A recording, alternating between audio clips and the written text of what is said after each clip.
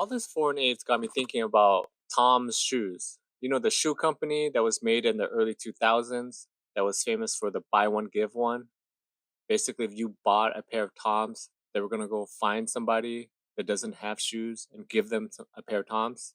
Tom's Shoes was founded in 2006 by Blake Mycoskie. He got the idea while vacationing in Argentina. He was visiting villages and he saw children without shoes and he wanted to do something about it. And that's where he came up with the idea of the buy one, give one. He bought a pair of Toms. He was going to go to these villages or wherever to give another pair away to someone in need. And why all this foreign aid talk and US aid has got me thinking about Tom's Shoes is that a lot of these programs are well intentioned. You're trying to do good, trying to help somebody, but there are side effects that are not thought of. And in Tom's Shoes case, there was some side effects. In 2010, Tom's Shoes hires some outside researchers to kind of study the impact of their buy one, give one shoe donation program. And they wanted to answer basically two questions. The first question was whether or not Tom's Shoes donations was impacting local markets in a negative way. Basically, the idea was locals had less of a need to buy shoes from local vendors if they were just given shoes.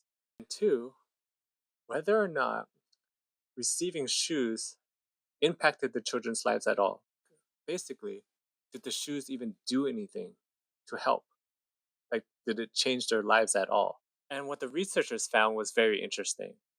For every 20 pairs of shoes donated, it caused locals to buy one less pair from a local vendor. Now, that might not seem like a big impact, but Tom's Shoes sells hundreds of thousands of units every year, millions of shoes since the company started.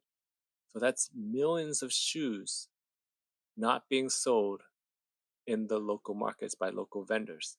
And it basically gutted mom and pop shoe companies in the area, becoming more reliant on Tom's Shoes. And the second question was very interesting. Does getting the foreign aid, the shoes, even do anything for their lives? Right? So the researchers followed 1,500 El Salvadorian children who received the donations. And they kind of just tracked their lives. And guess what they found out? The shoes does absolutely nothing for their lives. Shocker. Like, if you think about it, what is the point of having a nice pair of shoes if you don't have food, security, and all the other essentials?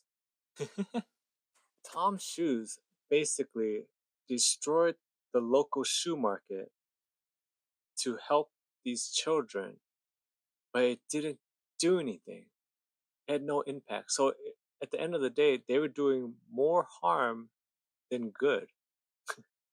And this goes back to what I was talking about earlier about financial aid, where the intentions were good, but what are the long term effects? And there are cases of this all over. They found out that the children they followed basically grew up becoming more dependent on handouts. I just thought this was very interesting as I'm looking more into the US aid stuff and their programs. Let me know what you guys think. I want to find other programs that are like this. There's a funny story that happened earlier before US aid about Haiti and the rice, which I want to dive into. Very similar to what happened here with the Tom's Shoes. But let me know what you guys think. And if you guys like this content, if you don't, let me know and we'll mix it up.